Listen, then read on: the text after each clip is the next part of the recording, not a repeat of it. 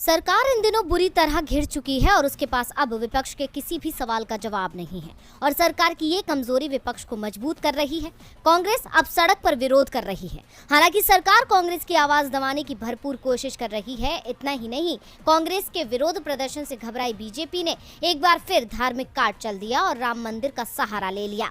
लेकिन कांग्रेस के तेवर के आगे इस बार बीजेपी के सभी पैंतरे फेल नजर आ रहे हैं, क्योंकि कांग्रेस की तरफ से मोदी सरकार पर हमले बदस्तूर जारी हैं। छात्रों की परेशानी को उठाते हुए राहुल गांधी ने ट्वीट किया, अमृतकाल की नई एजुकेशन पॉलिसी, एग्जाम से पहले परीक्षा पर चर्चा, एग्जाम के वक्त नो पर्चा नो चर्चा, एग्जाम के बाद अंधकार में भविष्य।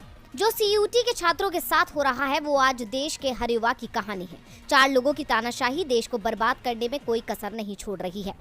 इसके अलावा उन्होंने महंगाई बेरोजगारी पर भी सरकार को घेरा है। राहुल ने फेसबुक पोस्ट किया, कमरतोड़ महंगाई और ऐतिहासिक बेरोजगारी के डबल इंजन से एक भी भारतीय नहीं बचा है। ये है बीजेपी का अमृतकाल। भारत ने ईंट से ईंट का जो निर्माण किया वो लगभग 70 वर्षों में उनके अहंकार से केवल 8 वर्षों में नष्ट हो गया। ये पहला मौका नहीं है जब राहुल गांधी ने मोदी सरकार पर निशाना साधा हो, क्योंकि इस मुद्दे पर वो लगातार सरकार से सवाल पूछते आए हैं और आम जनता की परेशानियां सरकार के सामने रखते आए हैं। लेकिन सरकार ने हर बार सिर्फ कांग्रेस की आवाज को दबाने की कोशिश की है, जिसे लेकर राहुल गांधी ने बीते दिन भी सरकार पर निशाना साधा था।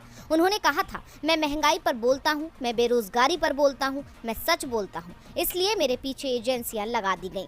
इतना ही नहीं, दिल्ली पुलिस ने कांग्रेस के प्रदर्शन को लेकर तुगलक रोड पुलिस थाने में एक एफआईआर दर्ज की है, जिसको लेकर राहुल गांधी ने कहा कि बीजेपी एफआईआर दर्ज कर सकती है, वो जो चाहे कर सकती है। हमारे देश में विरोध करना गैर कानूनी है, अपनी राय देना गैर कानूनी है। संसद का मानसून सत्र जब शुरू हुआ था तो सरकार ने सोचा था कि वो कई बिलों पर मुहर लगवाकर अपने मंसूबों को पूरा करेगी, लेकिन विपक्ष ने जनता के मुद्दों को लेकर ऐसी घेराबंदी की कि सरकार बैकफुट पर आ गई। ना तो महंगाई के सवाल पर कोई जवाब है और ना ही मनमानी की कोई सफाई है। इस मौन धारण के बीच अब सरकार विपक्ष के हल्ला बोल से बचने के लिए सदन को ही स्थगित करने का प्लान बना रही है। सरकारी प्रबंधकों ने सदन को 8 या 10 अगस्त को स्थगित करने के प्रस्ताव पर प्रमुख विपक्षी नेताओं से परामर्श करना शुरू कर दिया है। सत्र को जल्दी बंद करने पर अंतिम निर्णय होना बाकी है। 2 वरिष्ठ विपक्षी नेताओं का कहना है कि सरकार के प्रस्तावों में से एक 8 अगस्त को प्रश्नकाल और शून्यकाल को छोड़ना और राज्यसभा के पहले आधे हिस्से को उपराष्ट्रपति वेंकैया नायडू की विदाई के लिए समर्पित करना है। वहीं एक अन्य नेता ने कहा कि ऐसी भी संभावना है कि लोकसभा 8 अगस्त को अनिश्चित काल के लिए स्थगित हो सकती है, जबकि राज्यसभा 10 अगस्त तक चलेगी।